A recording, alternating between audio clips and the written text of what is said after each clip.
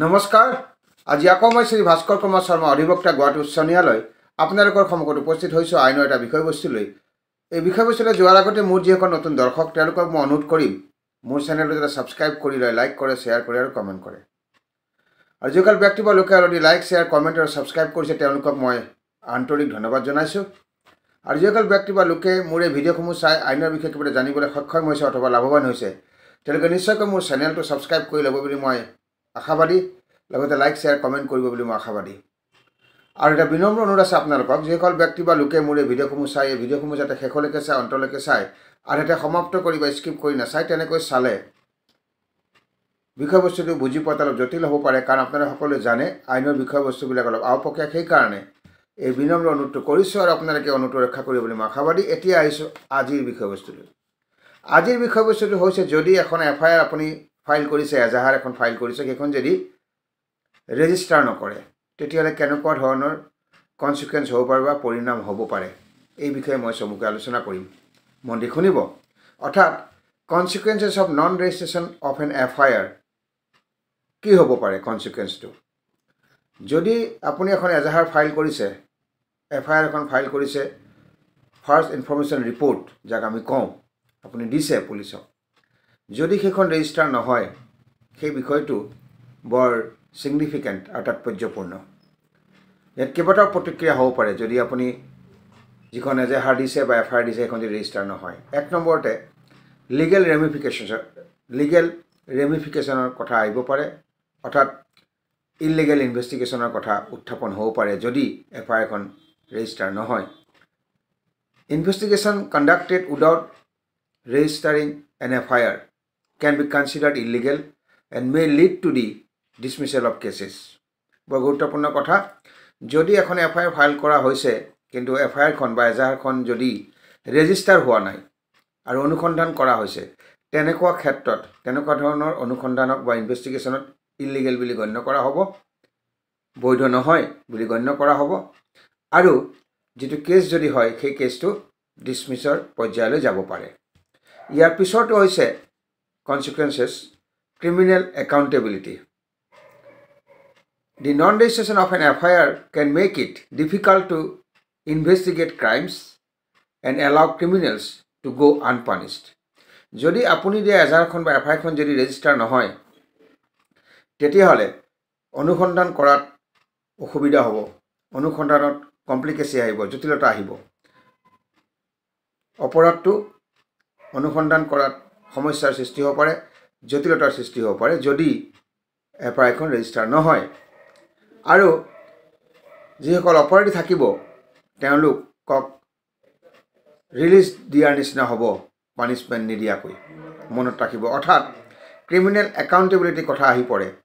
The non registration of an FIR can make it difficult to investigate crimes.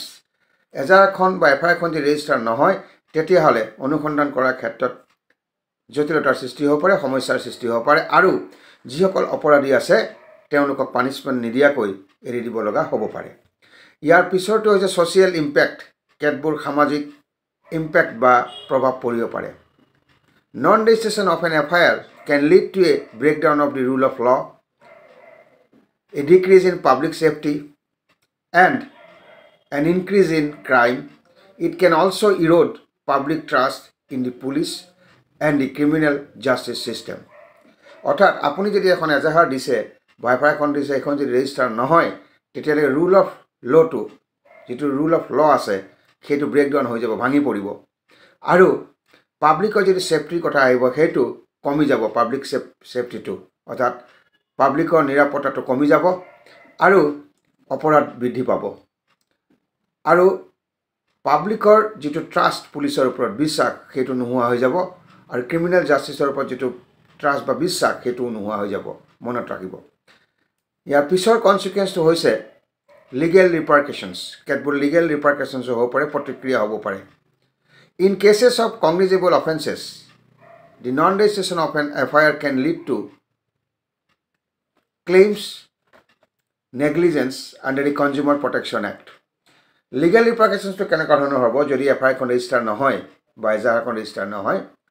In cases of cognizable offences, যিবিলাক অপৰাধ serious সেই অপৰাধবিলাকৰ ক্ষেত্ৰত যদি এফআইআৰখন register নহয় তেতিয়াহ'লে পুলিচৰ ক্ষেত্ৰত বা পুলিচৰ পাৰ্টত নেগলিজেন্স ছবি ধৰি লোৱা হ'ব, গণ্য কৰা হ'ব আৰু এটা কেছ আপুনি ফাইল কৰিব পাৰে আণ্ডাৰ কনজিউমাৰ প্ৰটেকশ্যন এক্ট। চমুকৈ the police can held liable for negligence under the Consumer Protection Act if they do not register an FIR for cognizable offense.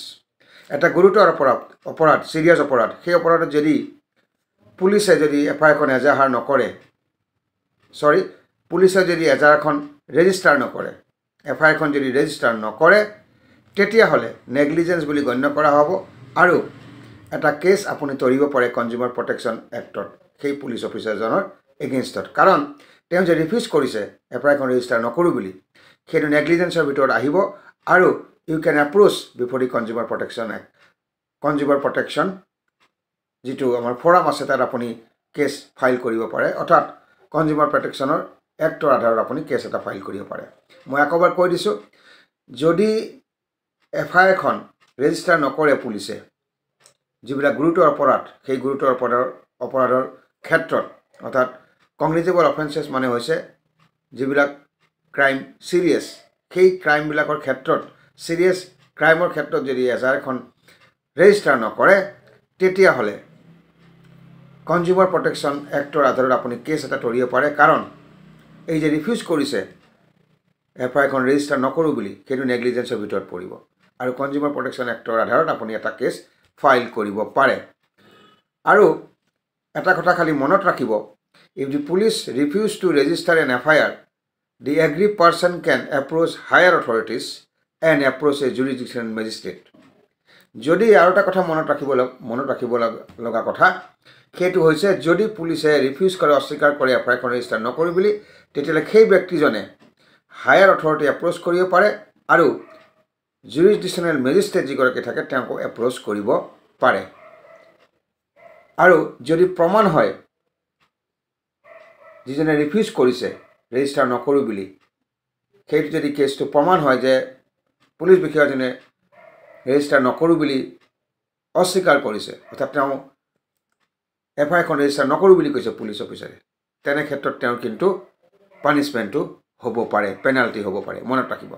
এই আলোচনাৰ পৰা এইটো কথা স্পষ্ট হ'ল, যদি কোনোবা ব্যক্তি বা লোকে এখন যদি এফআইআৰ দিছে, যাক আমি ফাৰ্ষ্ট ইনফৰমেশ্যন ৰিপৰ্ট বুলি কওঁ, অসমীয়াত এজাহাৰ বুলি কওঁ, সেইখন ফাইল কৰিছে পুলিচত আৰু পুলিচে যদি ৰেজিষ্টাৰ নকৰে তেতিয়াহ'লে এই বিষয়টো তাৎপৰ্যপূৰ্ণ বুলি ক'ব পাৰি, ছিগনিফিকেণ্ট বুলি ক'ব পাৰি আৰু ছিৰিয়াছ মেটাৰ বুলি ক'ব পাৰি। আৰু যদি ৰেজিষ্টাৰ নকৰে ফাইল কৰাৰ পিছতো পুলিচে, তেতিয়াহ'লে ইয়াৰ কেতবোৰ ভয়াৱহ পৰিণাম হ'ব পাৰে, যিখিনি মই আপোনালোকৰ আগত আজি আলোকপাত কৰিলোঁ। আৰু এই বিষয়টোৰ পৰা আজি অলপ হ'লেও আপোনালোকৰ কিবা এটা লাভ হৈছে বুলি মই আশা কৰিছোঁ। আৰু মই শ্ৰী ভাস্কৰ কুমাৰ শৰ্মা অধিবক্তা গুৱাহাটী উচ্চ ন্যায়ালয় মোৰ আলোচনা ইমানতে সামৰণি মাৰিছোঁ।